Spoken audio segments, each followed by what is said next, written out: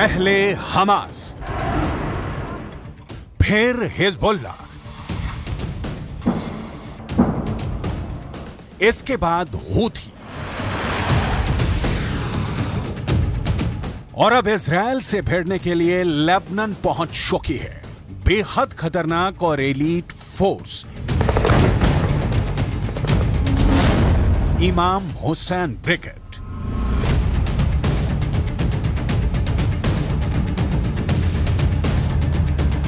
Israel के सैनिक 24 घंटे हर सेकंड आंखों में तेल डालकर इजराइल और लेबनान की बॉर्डर की सुरक्षा कर रहे हैं। और ऐसे वक्त में इजराइल को एक बड़ी खबर मिली है। यह खबर नेतन्याहू के लिए मुसीबत पैदा करने वाली है। इमाम हुसैन ब्रिगेड को सीरिया से लेबनान में शिफ्ट किया जा चुका है और लेबनान के अंदर इस वक्त इमाम हुसैन ब्रिगेड को मौजूद बताया जा रहा है।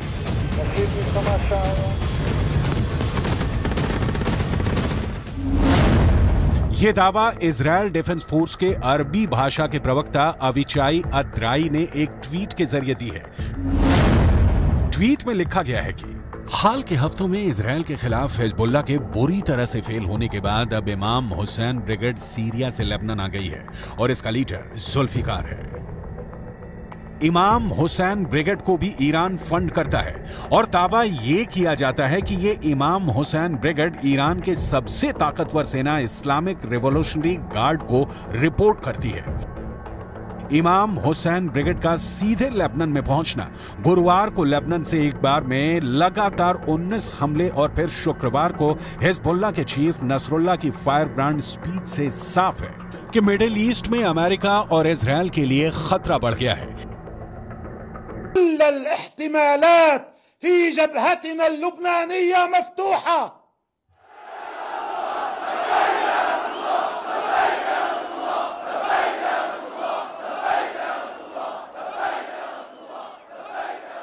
وأن كل الخيارات مطروحة ويمكن أن نذهب إليها في أي وقت من الأوقات.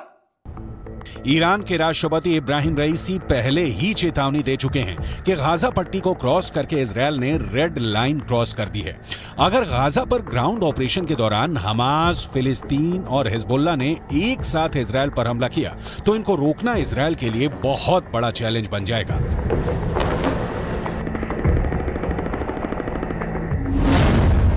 गाजा में हमास के लड़ाकों की तादाद 40 से 50 हजार के करीब है। उत्तर की तरफ लेबनान में मिलिशिया हिजबुल्लाह की तादाद 1 लाख से ज्यादा है।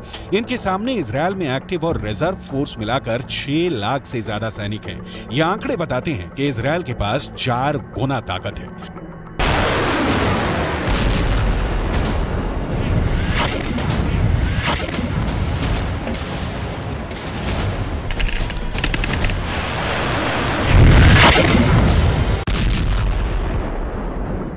लेकिन हिजबुल्लाह के चीफ नसरुल्लाह से फिर भी अमेरिका घबराता है, क्योंकि नसरुल्लाह के पास अपने ओजस्वी भाषणों के जरिए बड़ा संगठन खड़ा करने की और सैनिकों में जोश भरने की अद्भुत क्षमता है।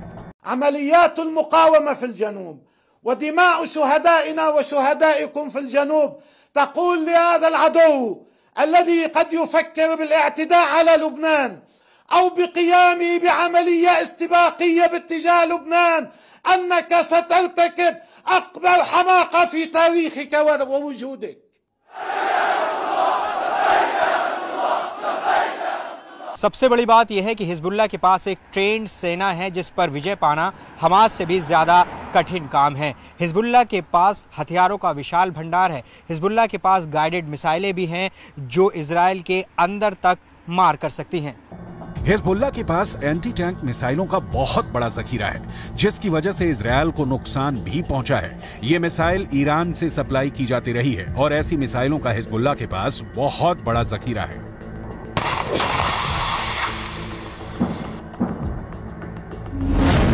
हिजबुल्लाह ने 3 तरह की एंटी टैंक गाइडेड मिसाइल इस्तेमाल की। ये है कॉर्नेट, इसकी रेंज 5 किलोमीटर तक है। ये रूस की मिसाइल है, लेकिन अब ईरान इसका देसी वर्जन दहलाविया तैयार कर चुका है और ऐसी बहुत सी मिसाइल अब हिजबुल्लाह के पास हैं। दूसरी है BGM-71 TOW। Anti tank guided missile, range है 3.5 किलोमीटर। ये अमेरिका में बनी मिसाइल है, लेकिन अब इसकी नकल ईरान तैयार कर रहा है और उसने हिजबुल्लाह को सप्लाई की है। तीसरी है 85 कॉनकोर्स, रेंज 4 किलोमीटर। ये भी रूस ने बनाई है और अब ईरान में ये दोसान नाम से तैयार की जाती है। तीनों मिसाइल बहुत ही घातक है। 7 अक्टूबर के बाद हिजबुल्लाह सीधे जंग में नहीं कूदा था। इजरायल की तरफ से हिजबुल्लाह को चेतावनी लगातार दी जा रही थी, लेकिन नॉर्दर्न बॉर्डर पर जंग की शुरुआत इजरायल डिफेंस फोर्स की तरफ से की गई, क्योंकि छुटपुट शुरुआती गोलीबारी के बीच सबसे बड़ा और ताबड़तोड़ हमला इजरायल की तरफ से ही किया गया था। हिजबुल्लाह के लड़ाकों की मौत जब शुरू हुई, उस वक्त भी हिजबुल्लाह पसुपेश में था, क्योंकि तब तक भी उसे नसरुल्लाह की तरफ से कोई साफ आदेश नहीं मिला था। लेकिन जब गाजा के अंदर बैप्टिस्ट अस्पताल पर हमला हुआ और बड़ी संख्या में अस्पताल के अंदर लोगों की मौत हो गई, तब हिजबुल्लाह ने लड़ाई छेड़ दी। हालांकि ये फुल स्केल वॉर अभी भी नहीं है।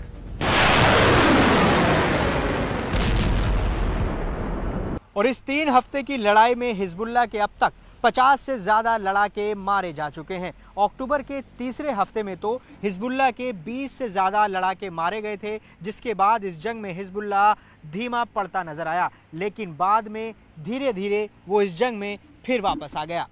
ईरान कभी अपनी जमीन पर युद्ध नहीं लड़ेगा, क्योंकि उसके रणनीतिकार बहुत होशियार हैं। ईरान की सरकार यमन, इराक और सीरिया को जमीन का इस्तेमाल करके अमेरिका और इजरायल के ठिकानों पर हमला कर रही है।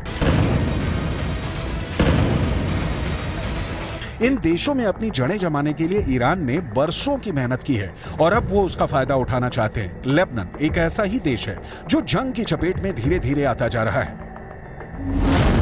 लेबनान के अखबार नहार नेट ने यह रिपोर्ट किया है कि इजरायल ने ब्लीडा इलाके के पूर्वी बाहरी इलाके में फास्फोरस बम से हमला किया है, जिसकी वजह से वहां मौजूद आसपास के जंगलों में भारी आग लग गई थी। इन फास्फोरस बमों से लगी आग लंबे इलाके में फैले जंगलों तक फैल गई, जिससे भारी नुकसान हुआ। इजराइल की तरफ से लगातार ये कहा जा रहा है कि लेबनान हिजबुल्लाह के कंधों पर बंदूक रखकर जंग में कूदने का जोखिम ना उठाए, क्योंकि इस बार लेबनान बहुत बुरी तरह जंग की चपेट में आएगा और फिर ये कहकर पल्ला नहीं झाड़ सकता कि इस जंग में उसे हिजबुल्लाह ने घसीटा है। इजरायल के प्रधानमंत्री बेंजामिन नेतन्याहू पहले ही ये कह चुके हैं कि लेबनान को इस बार ऐसा जवाब दिया जाएगा कि वो दूसरी जंग लड़ने के काबिल ही नहीं बचेगा। שאתם עושים פה ומה ששמעתי עכשיו מהמפקדים שלכם זה דבר חשוב מאין כמוהו. אתם הורגים אנשי חיזבאללה שמנסים לתקוף את קו החזית שלנו. אני לא יודע עכשיו, כשאני נמצא איתכם, אני לא יכול להגיד לכם כרגע אם חיזבאללה יחליט להיכנס בצורה מלאה למלחמה. नेतन्याहू के अलावा इजरायल के रक्षा मंत्री योव गैलेंट पहले ही कह चुके हैं कि इस युद्ध में इजरायल का बदला ये तय करेगा कि अगले 75 साल तक इजरायल की जमीन पर रहेगा या नहीं। अभी तक हिजबुल्लाह के 50 से ज्यादा लड़ाकों के मारे जाने की खबरें आ चुकी हैं, लेकिन इसके बावजूद भी इजरायल के रक्षा मंत्री ने बयान ये दिया है कि अभी वो युद्ध को विस्तार नहीं देना चाहते। מנהלים מלחמה בחזית הדרומית כנגד חמאס. אנחנו מוכנים לכל התפתחות בצפון. חיזבאללה סופג נפגעים רבים, יחד עם זה אין לנו עניין להרחיב את המלחמה. אם נידרש לעניין הזה, נדע מה לעשות, הכוחות מוכנים בהגנה. नोट करने वाली बात यह है कि जब इजरायल नॉर्दर्न बॉर्डर पर युद्ध का विस्तार नहीं चाहता है, तब 45 से ज्यादा हिजबुल्लाह लड़ाके मारे जा चुके हैं। तो सवाल यह उठता है कि अगर इजरायल युद्ध का विस्तार कर देगा तो फिर हिजबुल्लाह की हालत क्या होगी।